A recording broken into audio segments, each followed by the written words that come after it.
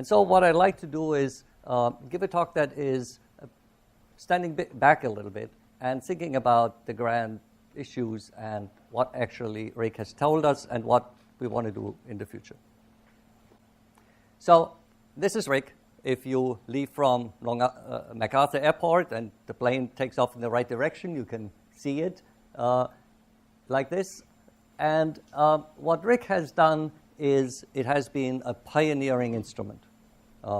It has discovered the perfect liquid quark-gluon plasma, and it is the world's only polarized proton collider.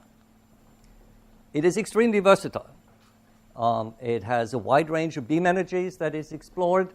It has managed to accelerate and collide a wide range of ion species and any polarization in proton-proton collisions that you as an experimenter might want. It's been extremely productive. So far, there have been over 300 refereed papers, more than 30,000 citations, and more than 300 PhDs in the 12 years in which it has operated. Of course, this has only been possible not just because of the machine, but also because of previously four wonderful detectors. The two remaining ones, Star and Phoenix, each have over 500 collaborators that work on getting the detectors ready, taking data, and analyzing the data. And they're very international from 12 countries each. So this slide shows why RHIC is, after 12 years or 13 years of operation, still a very good idea. Because what this shows here is the phase diagram of nuclear matter, the temperature axis, and the baryon density axis, or the baryon chemical potential axis. And what you see is that the yellow wide swath here is the region that is being explored at RHIC. This here is the narrow band that's being explored at the Large Hadron Collider.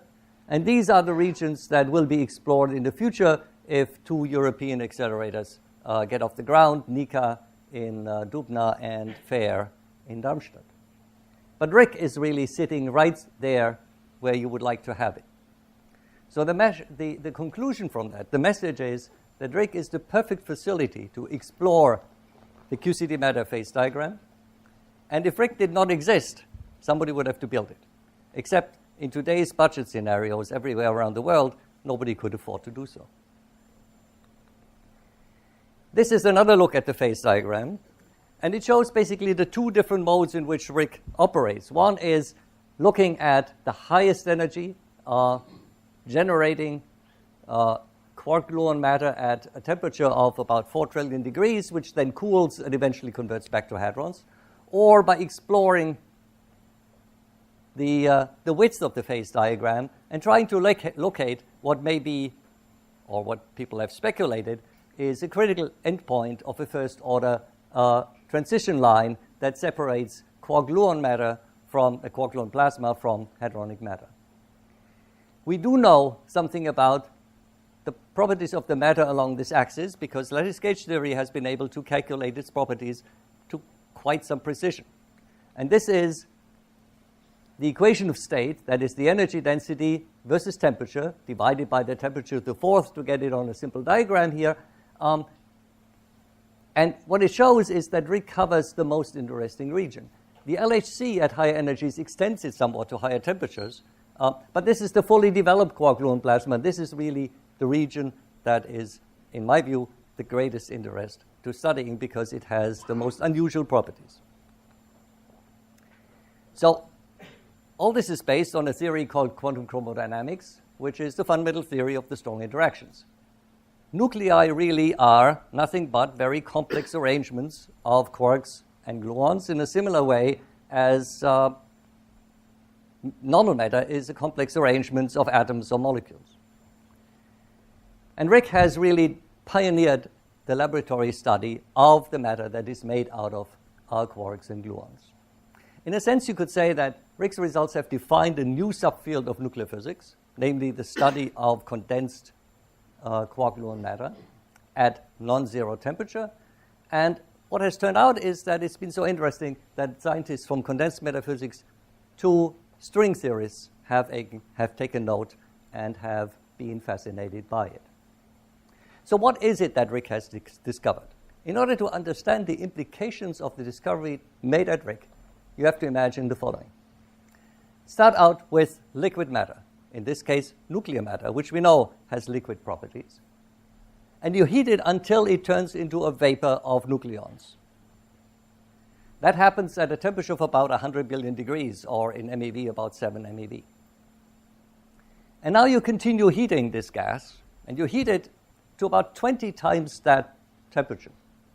And what you find is that suddenly this gas turns into a liquid again. Not some liquid, but actually the best liquid in the sense of minimal shear viscosity compared to its density that anybody has ever found. That was a complete surprise, and that still is mind-boggling when you think about it. How is it possible? We don't really know why it is possible, how it works, and that's one thing we still want to find out. What happens at even higher temperatures? Now that we do know, because we have a machine, the Large Hadron Collider, that actually has pushed the temperature regime about 37% higher. And we have data from that, and I'll come back to that. Where is the perfect liquid formed? In other words, if you go out in the matter diagram, in the phase diagram, does it stop somewhere? Is there a critical point? Is there a region that is different? That's something we are beginning to explore. We almost know that, but that still has a lot of uncertainties to it that will need to be explored, hopefully here at RHIC. So how do we know all this? You start out with a collision between two nuclei, and you create a lump of initial energy density here, which then furiously expands until it eventually disintegrates into particles that you measure in the experiment, in this case, the star detector. What is important is that the initial state is actually grainy. It has fluctuations. It's not smooth. And due to the hydrodynamic expansion in the evolution, these microscopic quantum fluctuations expand into macroscopic final state fluctuations that can be observed. This is due to the hydrodynamic response of the matter, and this is how we know about what type of matter it is and what its flow properties are. This is very similar in many respects to the Big Bang, where exactly the same physics concepts are used to understand how the universe started and how it evolved at very early times. In the Big Bang, the penetrating probes that we use are the photons, the microwave photons that we observe today. The chemical probes are the light nuclei. And the bulk probe that we use to understand the hydrodynamics and the evolution are the temperature fluctuations that we measure today.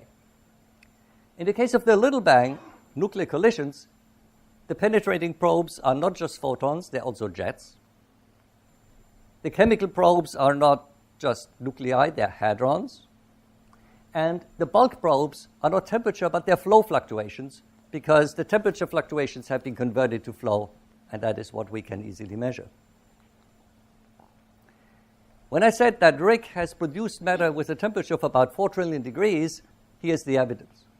These are data from Phoenix, the direct photon spectrum, and when you analyze this spectrum, you find that in order to get this spectrum of emitted photons, you have to start your hydrodynamic evolution of matter that radiates these photons with a temperature of larger than 300 MeV, which corresponds to 4 trillion degrees. The same measurement has been done now at the LHC, here the lead plus lead, and what you find is that the temperature is a little bit higher, 37% higher when you do the analysis, so it corresponds to an initial temperature of about 5.5 trillion degrees. Now, 37% more temperature doesn't sound much, but the energy density is the fourth power of the temperature, so this corresponds to about 3 times the initial energy density, and you need almost 15 times the initial energy put into the collision in order to reach that. So this requires a lot of increase in the collision energy to make that much change in the initial temperature. So how do we really measure fluidity? How do we conclude that this matter that we produce is almost a perfect liquid? The quality and the ease of fluidity of a material is called viscosity. It tells you how easy it is for a fluid to have to sustain a flow gradient. Quantum physics tells you that the viscosity cannot be zero. The shear viscosity in particular cannot be zero simply because there's no possibility in quantum mechanics to have interactions of an infinitely short distance. So the dimensionless quantity that you can use to characterize this perfect fluidity and that describes these quantum limits to the viscosity is called the shear viscosity over entropy density ratio, 8 over S. And we can show that on general grounds, unitarity tells you that it cannot be less than about 1 over 4 pi or 0.08. The RHIC data indicate that the matter that is produced in heavy ion collisions at RHIC has a shear viscosity over entropy density ratio of about 0.12, about 50% more, but this is closer to the bound than anything else we've ever seen in the laboratory. So the experiments work this way. And of course, you all know this because you're the experts, but nonetheless, let me remind you. When you collide two nuclei at non-zero impact parameter, somewhat off-centrally, the overlap region is elongated, perpendicular to the collision plane. And that means that the hot region that you form has a shorter extension in the horizontal than in the vertical direction, which means the pressure gradient is larger in the horizontal direction, so the expansion is more furious. And so in the end, what you see is that you get an anisotropic flow pattern of particles emerging from it. In reality, things are more complicated because I said this is really an idealization. In reality, nuclei colliding have only about 200 nucleons if they're gold or lead. And so they're grainy, and the overlap profile doesn't look smooth. It looks somewhat like this. It could be like a football, it could be like an ellipse, but it could also be like a triangle, or it could have all kinds of different shapes in it. And so what you need to do is do a Fourier analysis and measure the second, third, fourth, fifth, and possibly sixth Fourier component, and then see what the data tell you. Now, the analysis of this has actually made great strides in the past year because of progress in theory. It wasn't enough to actually do and find out how to do viscous relativistic hydrodynamics correctly, but it was also necessary to understand how you encode the initial fluctuations, the quantum fluctuations in the colliding nuclei, and how to then map the hydrodynamic flow anisotropies into the anisotropies of particles that actually free stream into the detector and first have some interactions in addition. Björn Schenke here, a postdoc, a Goldhaber fellow at Brookhaven, who just received the IUPAC Prize of Young Scientist in 2013, has developed the maybe most sophisticated model to date of that process, in which he actually not just samples the fluctuations in the position of nucleons, he actually he samples the fluctuations in the gluon positions inside the nucleons. And so the initial state in its energy density distribution looks extremely rough. He then propagates that through several stages of expansion models and eventually comes up with a comparison with the data. And that comparison depends crucially on the shear viscosity over entropy density ratio of the matter in the long hydrodynamic phase of the expansion. And what he finds is that in order to get an agreement with the top RHIC energies, the value on average that he has to put in is 0.12. When he does the same thing at the LHC, it's 0.2. It's 60% larger. Or the RHIC value is 60% of the LHC value, which means that on average, the matter produced at RHIC has a lower shear viscosity and therefore is a more strongly interacting matter. It's a better fluid than that at the LHC. Incidentally, you can make a similar analysis of other quantities that are related theoretically to this ratio, namely to a parameter that appears in the energy loss of fast partons propagating through the matter. And when you do that, you find that the same factor 0.6 between RHIC and LHC appears. So this seems to be consistent in two different measurements. What has been truly exciting is that there is a deep connection between the physics I just talked about and the physics of black holes. This has to do with the fact that when you throw a mass into a black hole, theorists can do that. We can do that in the lab, but theorists can do that. They can calculate the consequences. And what they find is that the perturbations this creates on the event horizon of the black hole obey the equations of viscous hydrodynamics with a shear viscosity over entropy density ratio of 0.08. So in some sense, black holes are ideal fluids near the event horizon. And the interesting thing is that the physics of a strongly coupled gauge theory, like QCD, can be mapped on this physics of black holes in one additional dimension. That's the famous anti-de Sitter space conformal field theory duality. And it has allowed us to make a rigorous connection between these two different phenomena. It has also allowed us to do some calculations not in QCD but in a closely related gauge theory that is very strongly coupled, where we have no other theoretical tools and actually qualitatively understand some of the phenomena that are going on in a heavy ion collisions that otherwise we couldn't do at all. So the formation of hot QCD matter at RHIC in some deep way is related to the loss of information at the event horizon of a black hole. And the thermalization of QCD matter is related to the formation of a black hole. This raises an interesting question. Why is it that space has this remarkable property of extremely fast information loss? We know that it's encoded in Einstein's equations, but you would expect that this is somehow also emerging from some quantum physics of space and time. For that, you need a quantum theory of gravity, and we don't know what the right quantum theory is. String theorists, of course, believe they know what it is, but we don't really know. There are other competing contenders. One of them is, for example, loop quantum gravity, which doesn't try to do all that string theory does, but still tries to encode the quantum physics and make quantum physics compatible with space-time physics. In loop quantum gravity, in a simple sense, what you do is you grain space into very simple shapes, elementary shapes that then build up real space. And so space is actually granular.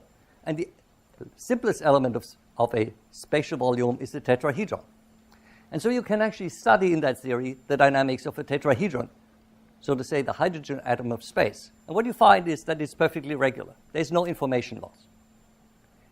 But when you add a fifth corner, when you take the next simple shape, a pentahedron, you find that it actually appears in different shapes.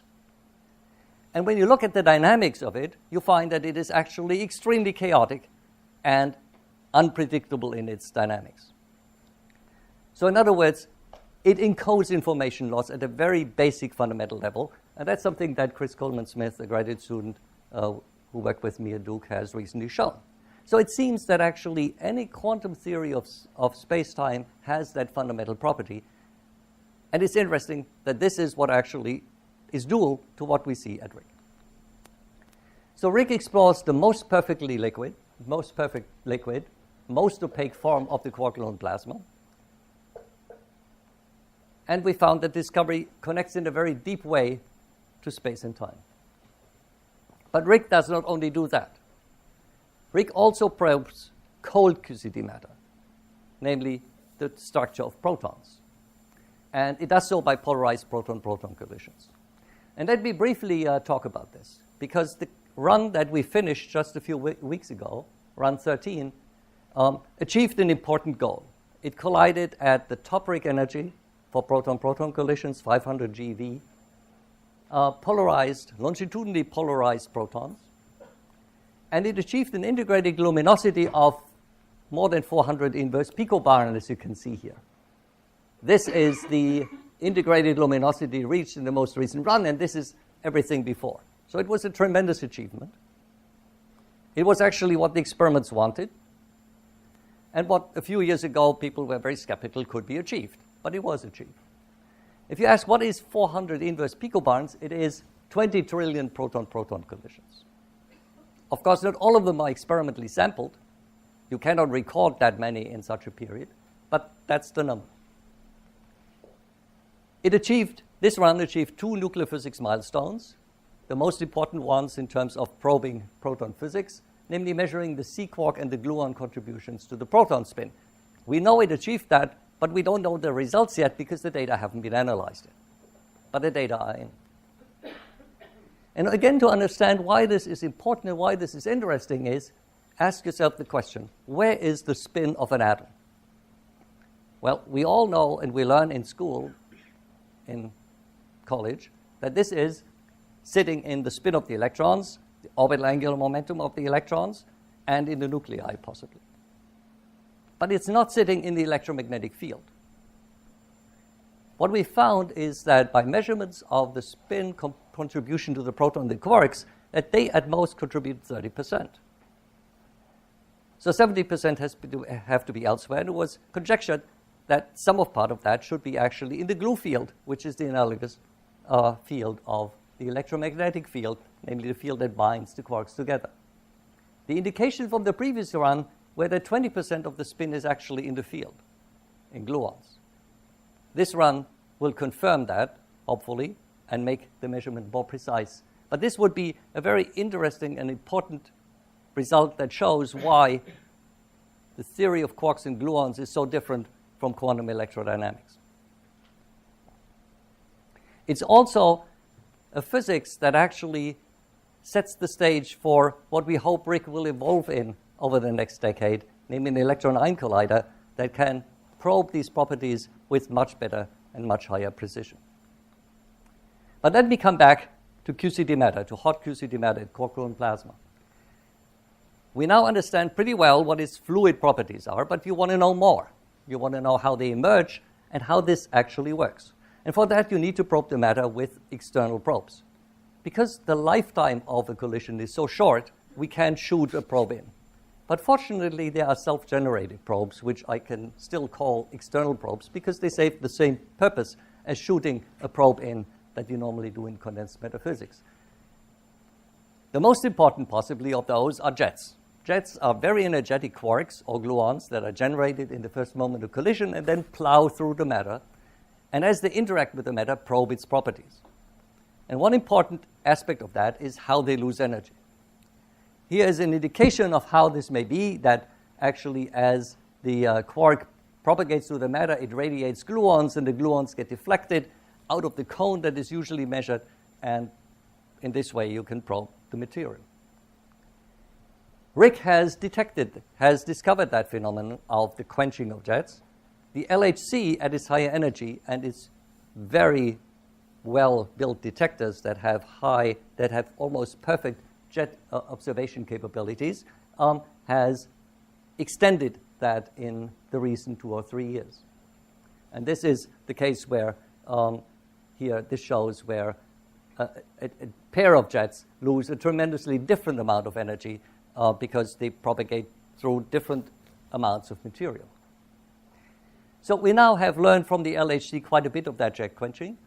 The information that I told you about, that jet quenching confirms this difference in the opacity or in the strength of the coupling between the quark-gluon plasma at RHIC and the LHC comes from such measurements. But we'd like to have similar measurements from RHIC. The second external probes are heavy quarks.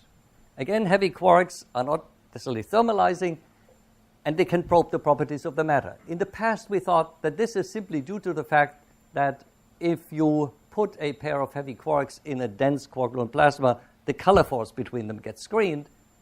This is what the lattice confirmed, but it turns out that this is not the whole story. As usual, the whole story is more complicated. You not only have the screening effects, you also have the fact that heavy quarks get bombarded by thermal gluons, and therefore the state can be ionized. Moreover, if you have two separate heavy quarks, a quark and an antiquark pair, as they emerge from the material, from the quark-gluon plasma, they can recombine and form a heavy meson.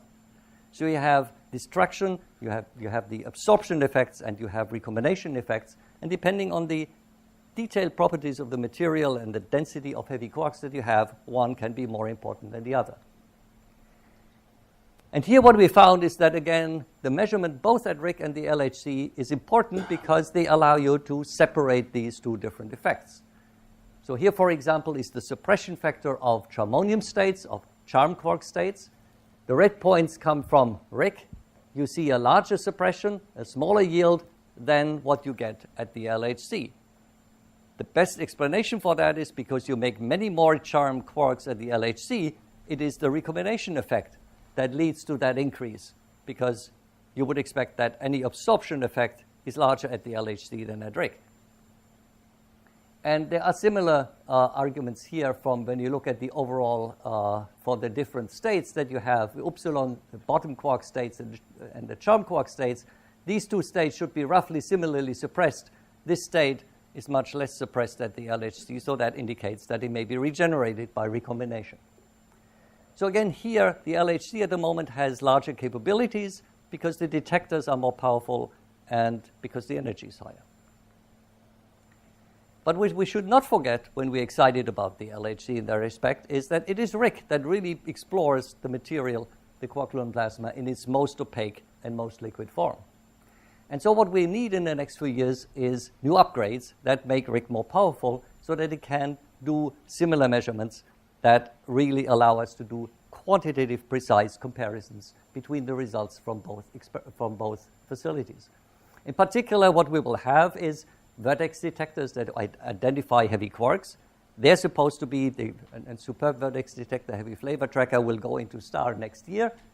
And you will also need to increase the luminosity through electron cooling. So this is the idea of the electron cooling, and what we like to do over the next few years is implement that in RHIC and eventually increase the luminosity by a factor of 10.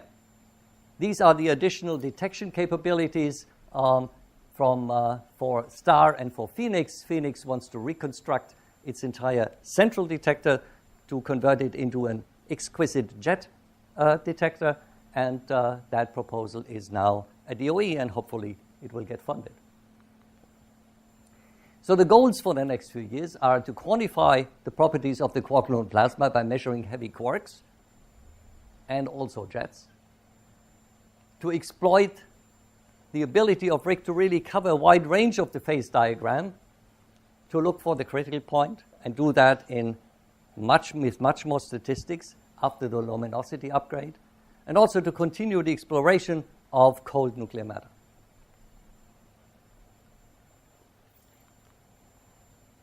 The longer-term goal is to actually convert RHIC from a heavy ion collider into a collider of electrons and nuclei, or electrons and protons, but of course protons are also nuclei. This is the idea of the electron-ion collider. We have a white paper book that describes the physics and outlines the ways that a machine and a detector could be built. This is the version that Brookhaven is proposing that adds an electron ring to the heavy ion ring with intersection regions at which you can make these collisions, and you can make polarized electron, polarized proton, or polarized electron and nuclear collisions. What in particular this will do is probe the physics of small momentum fractions, small x as we say, where gluons are extremely abundant. And it will make, if it is built, it will make our understanding of the role of gluons in protons and in nuclei as precise as now our understanding of quarks is. So it will look at in detail about the measurements that we can do relatively crudely now with proton-proton collisions about the gluon structure of the proton. It will look for the high-density phase of gluon matter in the core of atomic nuclei, something that's been called the color glass condensate, saturated, ultra-dense gluonic matter. And it will look and analyze the microscopic processes that are now studied in bulk at RHIC. And it may eventually help the theory to become more precise in analysis of the RHIC experiments. For example, about initial state fluctuations. How do the gluons in the initial state actually fluctuate? This is a closer look, a bigger look at the electron-ion collider, or ERIC, as we call it. It will accelerate the electrons here in a small LINAC ring by several passes, and it will eventually pass them into a collider, and once they go around and have collided, they come back here and they will be decelerated. So you recover almost all the energy that you put into the collision. What that will allow you is to actually have a fresh bunch of electrons in every collision. And that allows you to do much more precise measurements than if you would circulate the electrons all the time. The goal is to have first experiments here in 2024, 25, 11, 12 years from now. We're developing now a plan of how this would be possible. We're engaging the RHIC collaborations and thinking about how their detectors could be upgraded and evolved into detectors at such a facility.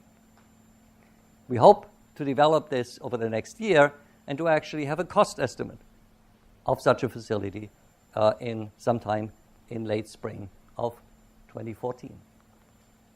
So the summary.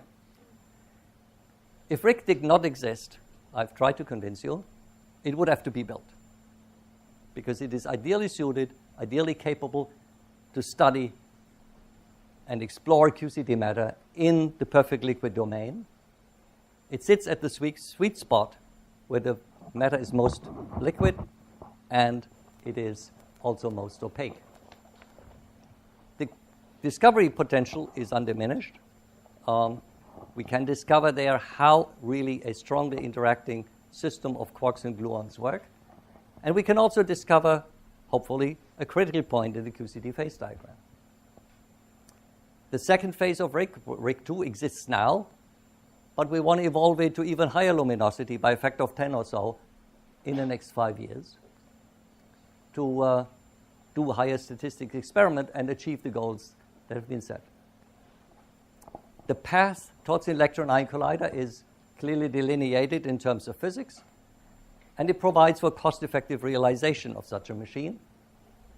We're now developing the scientific and technical case for that, so they will be ready at the next long-range plan. And our goal is to show that in such a way, the preeminence of United States physics globally in QCD research can be extended for another decade, beyond the mid-20s. Thank you.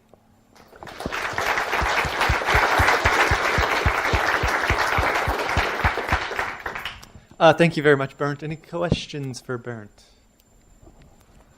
By the way. Yes, John. I guess I just speak up. In your 27th slide, I guess. 27. Okay. It was next to the last one. Yes.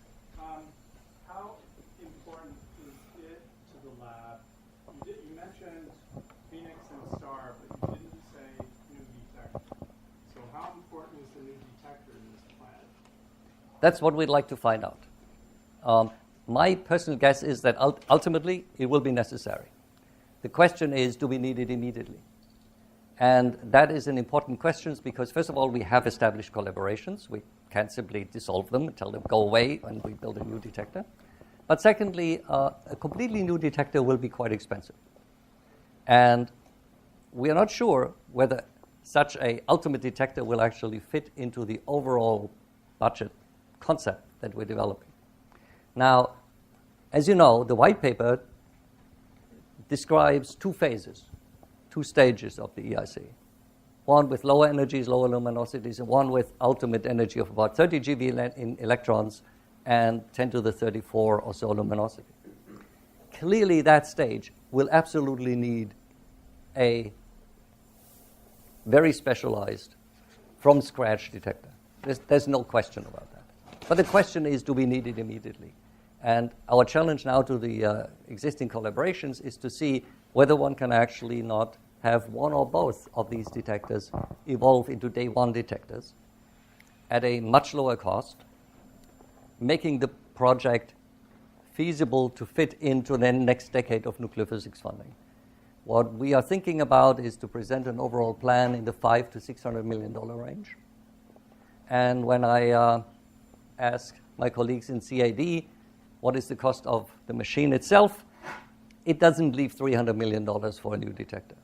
So it is something where we're currently exploring We have a group that looks at a dedicated detector, but I thought it was very important to also look at what can the existing detectors do in terms of upgrades.